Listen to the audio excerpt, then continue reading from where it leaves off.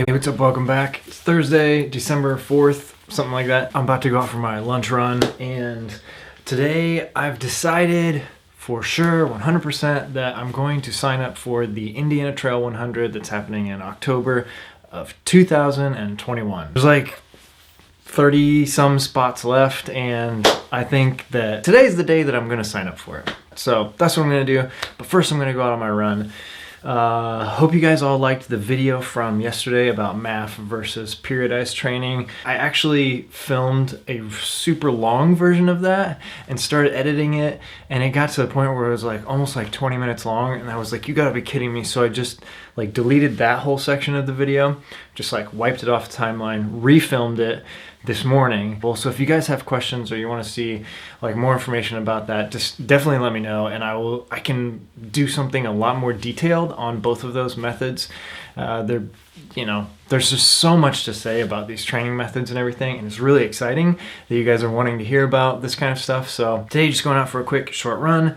It's in like the 30s again, which sucks, and all of my long pants none of them are clean, so I'm having to wear these like half pants, like capris. So it's gonna be cold. I might be needing to run fast. So who knows what's gonna happen. I'm gonna put on some music. My favorite stuff to listen to, if it's like a long, slow run, I like listening to like Fish or something like that, Grateful Dead, something like that. But if I need to like go out and go fast or go hard or have an interval session or something, it's usually something like Project 86 or Seven Dust 2. Yeah, just like bands like that really get me going. So I've got a playlist on my watch, and I know it's gonna be freezing, so we're gonna get out and go. We just gotta go. Let's go.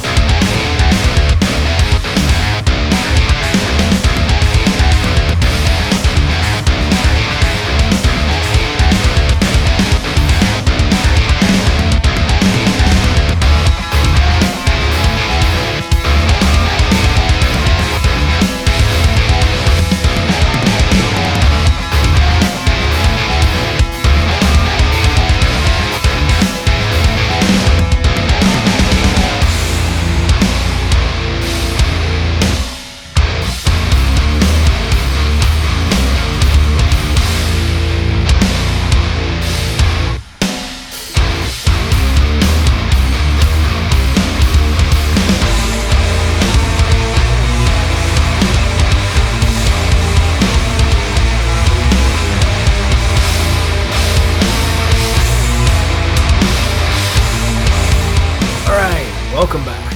It's pretty late at night right now. It's 10 o'clock, and I'm editing this video that you're watching right now, and I'm going to go in here and I'm going to sign up for the Indiana Trail 100, which is, I'm very excited about that. Hopefully there's still spots left. And then I thought it would be kind of cool just to kind of, like a little different idea to actually go in and respond to some YouTube comments on this video. Right. So, the Indiana Trail 100 is the only 100-mile race in Indiana, and it's a really, really awesome race. As you can imagine, in Indiana, there's not a whole lot of vertical gain.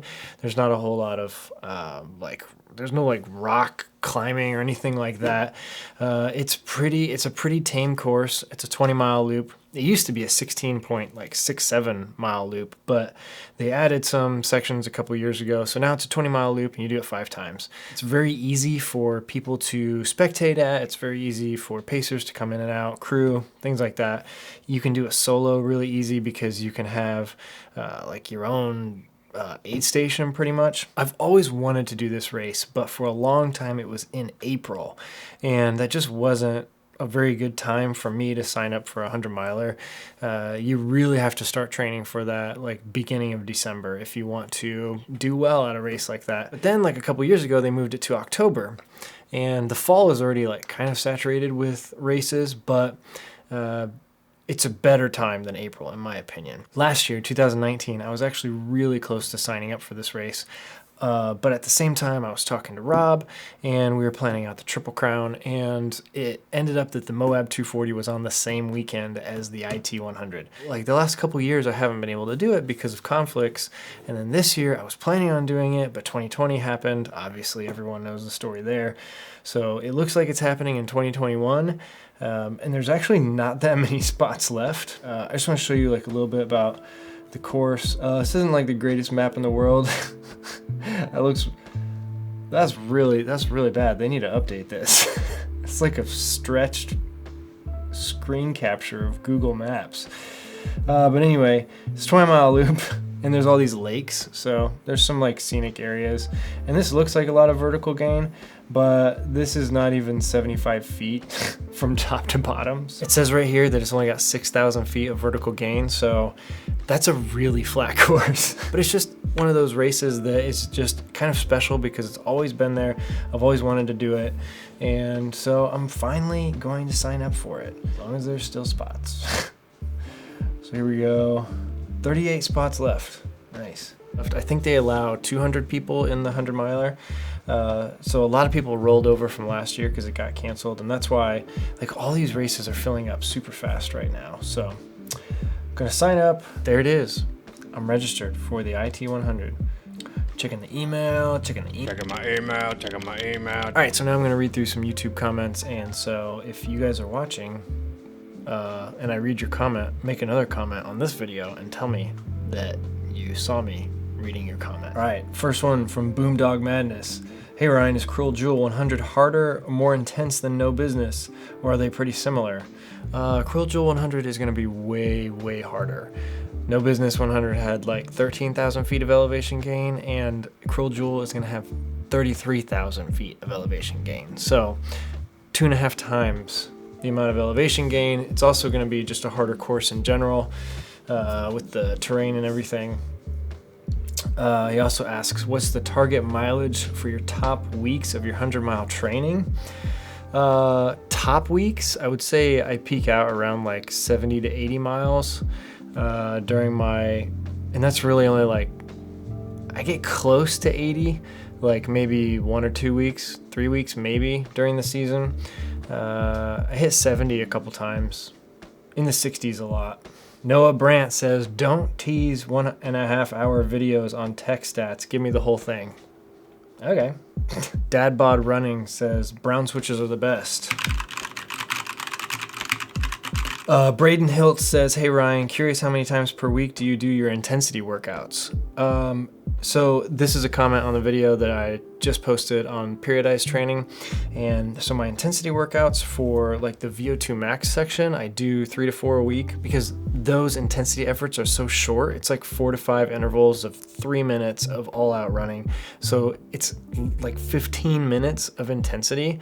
And then if I'm doing that every other day, it's pretty easy to recover from that. So,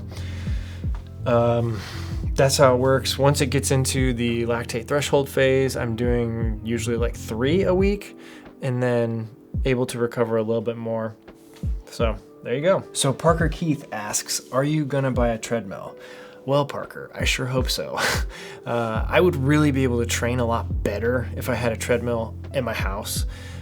Train a lot better for the Cruel Jewel 100 with the 33,000 feet of elevation gain. Having a treadmill that can do like really nice vertical, like say I had like one of those NordiTrack like incline trainers or something like that. I've been looking at them and I've been trying to kind of debate like what I can do as far as money wise and everything. Unless some company wants to send me one to review, that would be fine by me. All right, I think I'm gonna stop the comments there. If you have questions for me, definitely leave them down in the comments down below. Hope you like this video. Hope you like the increased frequency that I've been posting videos recently. I'm gonna try and keep it up. With that said, thank you for stopping by. Thank you for spending your time with me today, and I will see you again soon. Bye.